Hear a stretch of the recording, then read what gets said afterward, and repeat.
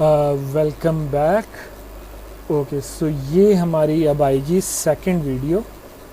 इसके अंदर हमने करना ये है, हमने अभी जो है क्या बनाया है, हम PHP माई एडमिन पे गए हैं, लोकल होस्ट PHP माई एडमिन। हमने ये मैंने लास्ट वीडियो में आपको बताया जैम्प से हमने MySQL स्टार्ट किया था, ठीक है।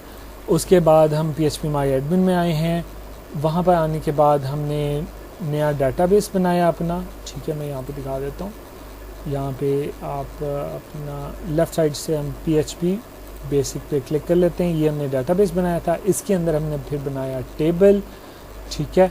और इस टेबल पे मैं क्लिक करता हूँ, हमारे पास यहाँ पे कॉलम्स मौजूद हैं। यूज़र ID, ये देखो उसके साथ एक छोटी सी की आ रही है, ठीक है। ये हमें बता रही है कि ये एक प्राइमरी की है, और प्राइमरी की से मुराद ये है कि इसमें वैल्यूज़ डुप्लिकेट नहीं हो सकती और इसमें वैल्यू मस्ट होंगी, ठीक है। और इसी चीज़ से ही हम जो है ना डाटा डिफ्रेंशिएट करवाएंगे। अच्छा जी। और उसके अलावा मैंने कॉलम बनाए थे यूज़र नेम और पासवर्ड के नाम से इसी टेबल के अंदर। अब हम आ जाते हैं कि भाई यार डाटा इसमें डालना कैसे है और रीड कैसे करना है वगैरह। तो जैसे कि लास्ट वीडियो में भी हमने देखा था, हमने डाटाबेस क्रिएट किया था। अच्छा, मैं यहाँ पे अगर नया डाटाबेस क्रिएट करूँ, नहीं फिर वो क्रिएट करना पड़ेगा। तो क्रिएट डाटाबेस की हमारे पास उसकी भी क्यूरी है, ठीक है। क्रिएट टेबल की भी हमारे पास बाकायदा क्यूरी है, जो कि लास्ट वीडियो में मैंने आपको करके दिखाई। अभी जो हमने किया था वो हमने किया था बेसिकली यहाँ से यूज़र इंटरफेस से, ठीक है। और अभी यूज़र इंटरफेस पे ही चलते हुए अगर ये देखो, मैं यहाँ पे ब्राउज़ पे क्लिक करता हूँ। मैंने ये टेबल यूज़र यहाँ से लेफ़्ट साइड से सिलेक्ट की है, यहाँ से पहले इसको पहले एक्सपैंड किया, एक्सपैंड करने के बाद टेबल यूज़र सेलेक्ट की है, ठीक है। अगर आपके पास सिर्फ डाटाबेस आ रहा है, डाटाबेस को क्लिक कर लो, टेबल यूज़र को सिलेक्ट कर लो, ठीक है। और आप यहाँ पर आ जाओगे इसी टेबल में। और यहाँ पे पहला जो आपके पास टैब है वो है ब्राउज़ का। ब्राउज़ में बेसिकली क्या हो रहा है कि आपके पास यहाँ पे कॉलम्स आ रहे हैं, user ID, user name, user password और उनके अंदर का डाटा। क्योंकि इस वक्त इसके अंदर कोई भी डाटा मौजूद नहीं है, तो इसलिए कोई भी शो नहीं हो रहा। आप देख भी सकते हो रिटर्न एन एम्प्टी रिज़ल्ट, यानी कि जो रिज़ल्ट आपके पास आया वो एम्प्टी आया। और क्यूरी कौन सी रन हो रही है? Select star from table user. हम इसकी तरफ आएंगे, टेंशन ना लो, हम इसकी तरफ आएंगे कि भाई हम सिलेक्ट कर रहे हैं, ठीक है, फ्रॉम कहाँ से? Table user. टेबल है, टेबल का नाम है, वहाँ से हम सिलेक्ट कर रहे हैं। और यहाँ पे आपके पास है स्टार। स्टार का मतलब है यानी कि सब कुछ, यानी कि हर चीज़, हर कॉलम, यूज़र ID भी, यूज़र नेम भी, यूज़र पासवर्ड भी। अच्छा जी। उसके अलावा फिर हम इसमें डाटा इंसर्ट करके देखते हैं, ठीक है। अगर आप स्ट्रक्चर पे आ जाओ, यहाँ पे स्ट्रक्चर में आपके पास आ रहा है स्ट्रक्चर कि भाई वो स्ट्रक्चर कैसे बना हुआ है। आप बाद में इसे चेंज भी कर सकते हो, ठीक है। टाइप चेंज कर सकते हो, लेंथ वगैरह चेंज कर सकते हो, लेकिन ऐसा अच्छा नहीं समझा जाता, क्योंकि आप एक ही बार बनाओ। बेहतर यही है कि आपको पता होना चाहिए कि आपने क्या बनाना है, किस हिसाब से चलना है। तो आपके कॉलम्स वगैरह पहले से रेडी हुए पड़े हों, आपको पता होना चाहिए, पेपर वर्क आपका रेडी हो। अच्छा जी। उसके बाद हम डाटा इंसर्ट करें। तो अब ये देखो, टेबल के अंदर भी ना मेरे पास यहाँ पे एक टैब आ रहा है SQL का। तो हमारे पास यहाँ पे SQL की ऑप्शन है। मैं यहाँ पे डायरेक्ट SQL दे सकता हूँ। सिलेक्ट की अभी जो हमने देखी वो डाटा सेलेक्ट करने की थी। डाटा इंसर्ट करने की भी हमारे पास यहाँ पे क्यूरी है पड़ी। हमारे पास डाटा अपडेट करने की क्यूरी है और डाटा डिलीट करने की भी क्यूरी है पड़ी। अच्छा, लेकिन हम यहाँ पे बाद में आते हैं। पहले हम ना सिर्फ यूज़र इंटरफेस से देखते हैं कि भाई अच्छा हमारे पास और क्या क्या चीज़ है। जैसे कि यहाँ पे मेरे पास ऑप्शन आ रही है डाटा इंसर्ट करवाने की। ओके, मैं इंसर्ट में आ जाता हूँ।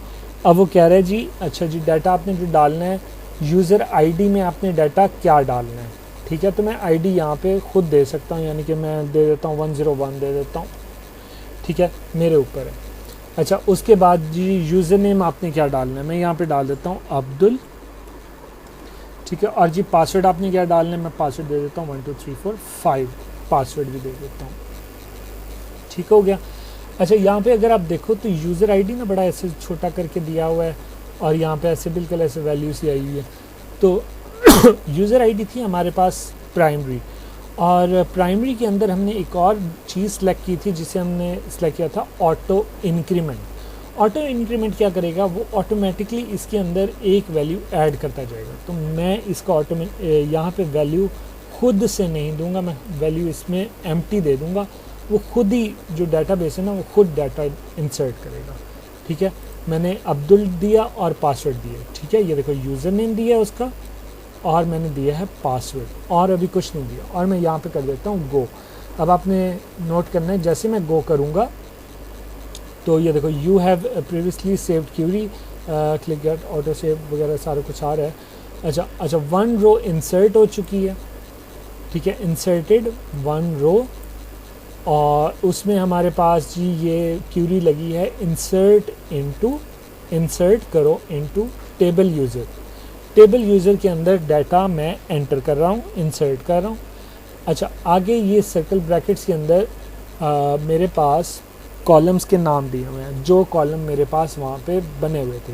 यूज़र आईडी का कॉलम बना हुआ था, यूज़र नेम का बना हुआ था, यूज़र पासवर्ड का बना हुआ था। ठीक है, और मैंने ब्रैकेट क्लोज कर दी। उसके बाद मेरे पास है वैल्यूज़। अब मैंने बताना है कि भाई इसमें वैल्यूज़ कौन कौन से डालनी है। अब वैल्यूज़ डालनी है ये। ठीक है, अब वैल्यूज़ की तरतीब आपने देखनी है कि यहाँ पे सबसे पहले सर्कल ब्रैकेट में नल दिया हुआ है। नल का मतलब क्या है, यानी कि एम्प्टी छोड़ दिया हुआ है, और वो किसको दिया हुआ है, यूज़र आईडी को। यूज़र आईडी को मैंने दिया एम्प्टी। उसके बाद यूज़र नेम के लिए जगह पे मैंने दिया है अब्दुल, और पासवर्ड की जगह पे मैंने दिया है 1 2 3 4 5। ठीक है, जो तरतीब आप कॉलम की यहाँ पे रखोगे वही तरतीब आपने यहाँ पे रखनी है। ठीक है, अगर आप यहाँ पे कॉलम नहीं देते तो आपको अच्छी तरह याद होना चाहिए कि आपका डाटाबेस के अंदर कॉलम किस तरतीब में बना हुआ है, तो वो उसी तरतीब से डाटा डाल देगा। लेकिन उसमें लाजमी है कि आप जो है ना क्या नाम है, हर वैल्यूज़ दो। ये जो पॉइंट मैंने अभी किया है बताया कि हर वैल्यू दो, तो इससे मैं अभी क्लियर करता हूँ। अच्छा, अब हम आ जाते हैं ब्राउज़ पे। ये देखो मैं ब्राउज़ पे बटन दबाता हूँ और देखो मेरी अब यहाँ पे क्यूरी चल रही है select star from table user, और आप नीचे देख सकते हो यूज़र आईडी, यूज़र नेम और यूज़र पासवर्ड मेरे पास आ रहा है, और डाटा किस तरह आ रहा है। ये देखो यूज़र आईडी ऑटोमेटिकली 1 आ गई, यूज़र नेम जो है वो अब्दुल आ गया, और पासवर्ड 1 2 3 4 5 जो मैंने दिया था। ठीक है, हम एक काम करते हैं, हम एसक्यूएल स्ट्रक्चर क्यूरी लैंग्वेज के ज़रिए जो है ना डाटा इंसर्ट करके देखते हैं। ठीक है, अब हमने क्यूरी बिल्कुल वैसे लिखनी है जैसे हमने वहाँ पे दी हुई थी, जो हमें यूज़र इंटरफेस ने भी दिखाई। तो ये अब आपने याद रख लेनी है। वो क्या है, इंसर्ट, ठीक है, इनटू, अब टेबल का नाम आपने देना है। मैं टेबल का नाम आप बगैर इन्वर्टेड कॉमास के दे सकते हो, और इसमें आपने इन्वर्टेड कॉमास देने नहीं है। अगर आपको इन्वर्टेड कॉमास देने ही हो तो वो जो टैब के ऊपर आपके पास एक्सक्लेमेशन मार्क था ना, वो आप दे सकते हो। ठीक है, तो वो भी ठीक है, अगर आप नहीं देते तो भी कोई मसला नहीं है। अच्छा, उसके बाद इंसर्ट इनटू टेबल यूज़र। अब आपने आगे देनी है सर्कल ब्रैकेट्स। सर्कल ब्रैकेट्स में अब आपने बताने हैं कॉलम्स। अब कॉलम्स हमारे पास कौन कौन से थे, यूज़र आईडी, ठीक है, और ये देखो इसमें भी मैं कोई भी वो सेमी कॉलन या इन्वर्टेड कॉमास का यूज़ नहीं कर रहा।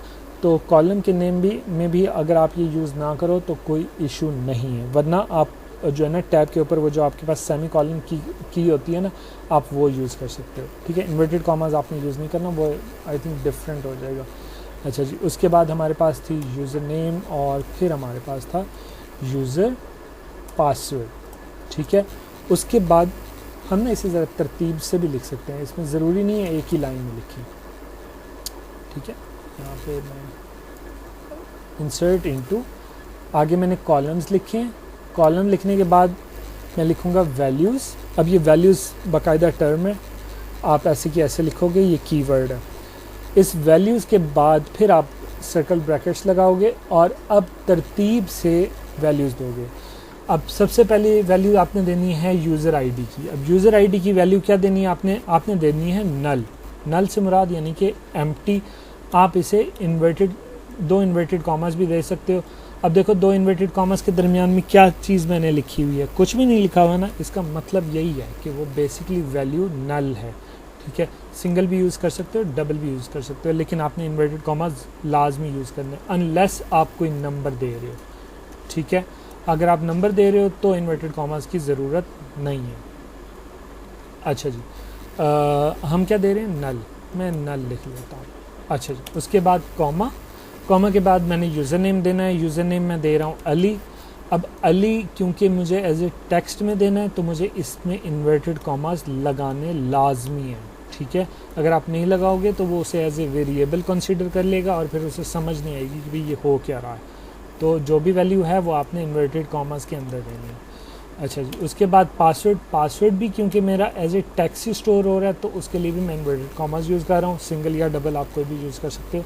और मैं यहाँ पासवर्ड लिख देता हूँ 5 4 3 2 1। ठीक हो गया। अच्छा, लास्ट क्वेरी में आपने देखा था कितना बड़ी तरतीब से उसने हर चीज़ दी हुई थी, और यहाँ पे मैं वो जो हमारे पास ये टैब के ऊपर जो की है वो भी मैं यूज़ नहीं कर रहा, सेमीकॉलन की, सेमीकॉलन नहीं है, सॉरी, अपॉस्ट्रॉफी, हाँ, अपॉस्ट्रॉफी वाली की भी मैं यूज़ नहीं कर रहा। तो मैं इतना कुछ जो है ना खुद से लिख रहा हूँ तो इसमें कोई इशू नहीं होता। अच्छा, और मैंने लास्ट में मैंने ये बात की थी कि आपने जो यहाँ पे तरतीब लिखनी है ना, वो तरतीब लिखनी है कि जो आपने यहाँ पे कॉलम्स की तरतीब दी हुई है। अगर आप यहाँ पे कॉलम्स नहीं देते, ठीक है, तो आपको सारी वैल्यूज़ उस तरतीब में देनी पड़ेंगी जिस तरतीब में आपका टेबल बना हुआ है। ठीक है, टेबल में जो कॉलम की तरतीब जो दी हुई है ना, उसी की तरतीब में ही आपने देना। तो इस पॉइंट का मतलब क्या था? इस पॉइंट का मतलब ये था कि अगर मैं चाहूँ, क्योंकि मैं यूज़र आईडी यहाँ पे नहीं दे रहा, तो मैं यूज़र आईडी को यहाँ से ओमिट भी कर सकता हूँ। ठीक है, कि भाई मैं डाटा एंटर करवा रहा हूँ टेबल यूज़र के अंदर, उसके अंदर मैं कॉलम यूज़र नेम और यूज़र पासवर्ड तुम्हें दूंगा और वो तुमने डाल देनी है। अब यूज़र नेम और यूज़र पासवर्ड ये है। ठीक है, यहाँ पे मैं यूज़र आईडी की कोई बात नहीं कर रहा, तो वो खुद ही उसे ब्लैंक ले लेगा। ठीक है, अब ये आपके तब बहुत काम आएगा कि अगर आप किसी स्टूडेंट का डाटा एंटर करवा रहे हो और उसमें आपने स्टूडेंट से पहले सिर्फ नाम और फादर नेम ले लिया है और उसका CNIC बे फॉर्म नंबर वगैरह ले लिया या CNIC नंबर ले लिया, दैट्स इट, उसके बाद आपने बात ख़त्म करवा दी। और फिर जब उसका एडमिशन हो गया उसके बाद आप उसी टेबल के डिफरेंट कॉलम्स को टच करना चाह रहे हो तो वो आप बाद में भी कर सकते हो। ठीक है, वहाँ पे आप सिर्फ उन्हीं कॉलम्स को सिलेक्ट करोगे और उनको अपडेट करते जाओगे। ठीक है, इसमें कोई इशू नहीं है। तो इस तरीके से हम इंसर्ट की क्यूरी दे सकते हैं। और मैं देखो, मैं कंट्रोल एंटर दबाता हूँ या नीचे गो का बटन दिया हुआ था वो मैं दबाता हूँ और देखो 1 रो इंसर्ट मेरे पास आ गया। ठीक है, अब उसी तरह मैं ब्राउज़ में जाता हूँ और देखो मेरे पास यूज़र आईडी आ गया, यूज़र नेम भी आ गया, पासवर्ड ये अली भी आ गया, और देखो ऑटो इंक्रीमेंट भी खुद ही लग गया 2 के ऊपर। ठीक है, और इसकी क्यूरी किस तरह? इसकी क्यूरी है select star from table. Okay, अब select star from table query किस तरह यूज़ होती है, हम यहाँ पे इसे SQL में आ जाते हैं और ये देखो सेलेक्ट की क्यूरी को यूज़ करने का तरीका क्या होता है। सॉरी, हाँ, आप लिखते हो सेलेक्ट स्टार, स्टार का मतलब है सब कुछ, जितने भी कॉलम्स हैं, फ्रॉम टेबल यूज़र। ठीक है, इसे मैं अगर गो करता हूँ यहाँ पे या कंट्रोल एंटर दबाता हूँ तो देखो मेरे पास वही चीज़ आ रही है। अगर मैं इसे यहीं पे एडिट करूँ, एडिट इन लाइन कर लेते हैं ताकि आप नीचे देख सको कि आपके पास क्या क्या चीज़ें हो रही हैं। ये सिर्फ आपको SQL की प्रैक्टिस के लिए सब कुछ बता रहा हूँ। ठीक है, आप यहाँ पे प्रैक्टिस कर सकते हो जितना आप करना चाहो।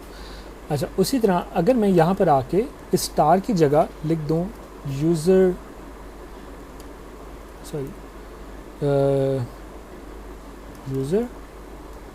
अंडरस्कोर ID, हमारे पास कॉलम का नेम यही है ना, यूज़र ID। ठीक है, और मैं यहाँ कर दूँ गो, इसे गो कर देते हैं तो देखो मेरे पास टेबल यूज़र आ रहा है। ठीक है, और उसमें सिर्फ एक ही कॉलम आ रहा है। ठीक है, क्योंकि मैंने कॉलम यहाँ पे दी है। तो स्टार का मतलब था ना कि भाई जितने मर्जी कॉलम आप जितना चाहो आप यहाँ पे दे सकते हो। ठीक है, अब उसी तरह अगर मैं यहाँ पे यूज़र नेम लिख दूँ, स्टार का मतलब है कि सारे कॉलम, सॉरी इसे मैं कंट्रोल एंटर दबा रहा हूँ, कंट्रोल एंटर वही गो का काम करता है। तो देखो मेरे पास सिर्फ एक ही कॉलम आ रहा है यूज़र का, यूज़र नेम, और वो इन दोनों, ठीक है। उसी तरह मैं 2 कॉलम्स भी लिख सकता हूँ, यानी कि मुझे यूज़र नेम और यूज़र पासवर्ड चाहिए, बस यूज़र नेम और यूज़र पासवर्ड चाहिए। सेलेक्ट स्टार, ये 2 कॉलम के नेम, और फिर आगे फ्रॉम। अच्छा, ये मैंने नेक्स्ट लाइन में लिख दिया, आप स्पेस दे सकते हो। मैंने नेक्स्ट लाइन में इसलिए लिखा ताकि जो है ना ज़रा चीज़ ज़रा साफ़ हो जाए।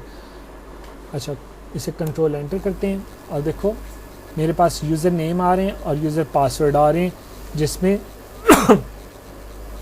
क्या आ रहा है कि भाई ये यूज़र है और ये पासवर्ड है वगैरह, ठीक है।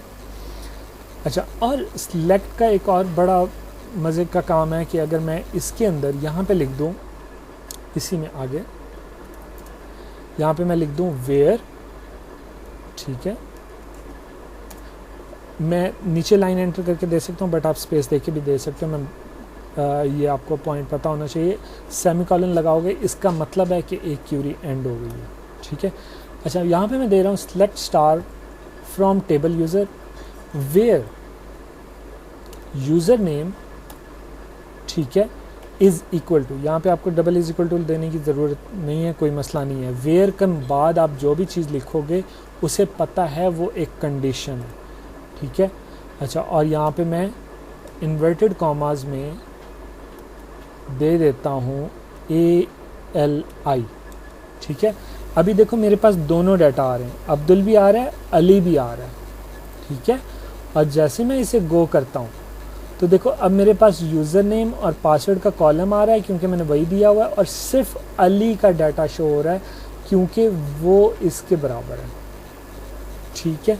और इस तरीके से आप क्या कर सकते हो कि अपने डाटा को जो है वो यूज़ कर सकते हो, ठीक है। इसी तरह हम क्यूरीज़ देंगे, क्यूरीज़ में सर्च की क्यूरी भी हम इसी सिलेक्ट के थ्रू देंगे।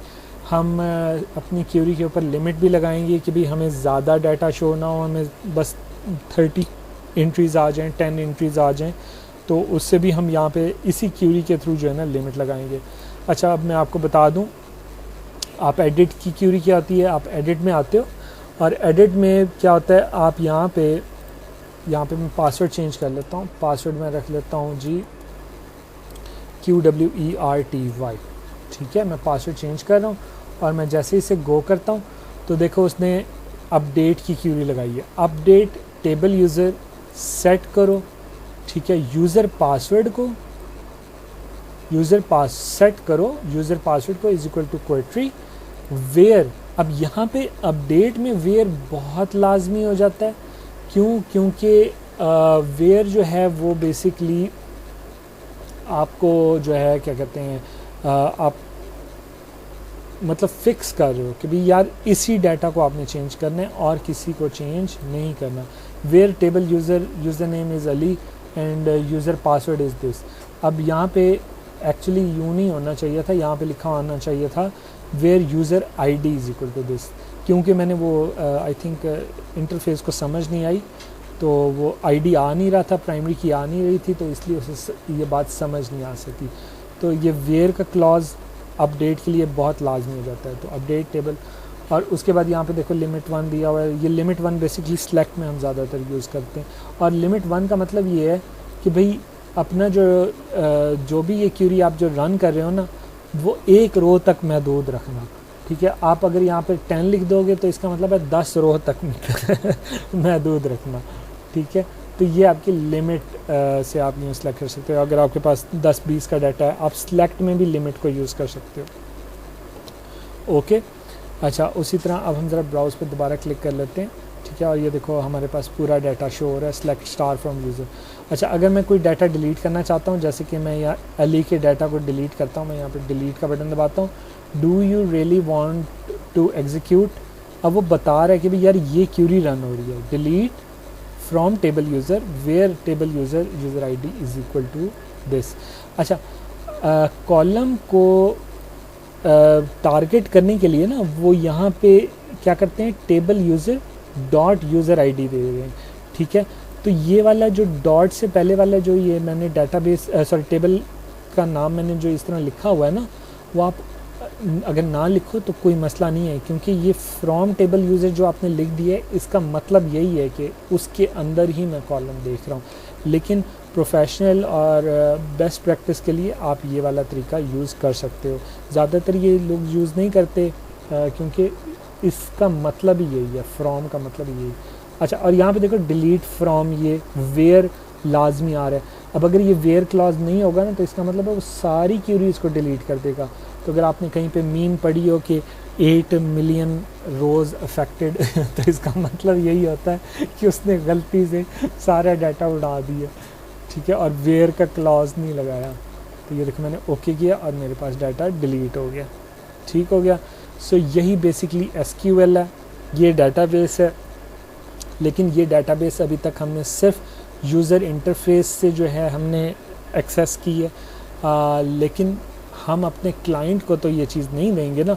तो हम ये चीज़ जो भी एक्सेस करवाएंगे ये हम करवाएंगे अपनी PHP से, ठीक है। तो आप डाटाबेस अपना और टेबल यहाँ से बना लो, क्योंकि उसने एक बार रन होना है, फिर उसने रन नहीं होना। उसके बाद आपकी जो बाकी इंसर्ट, अपडेट, डिलीट और सेलेक्ट की क्यूरीज़ हैं वो हम सारी की सारी यहाँ से करवाएंगे अपने PHP से, ठीक है। इंशाल्लाह नेक्स्ट वीडियो में हम PHP को अपने डाटाबेस के साथ कनेक्ट करवाएंगे और हम बाकी सारी क्यूरीज़ यहीं पे रन करवाएंगे। इंशाल्लाह मिलते हैं नेक्स्ट वीडियो में।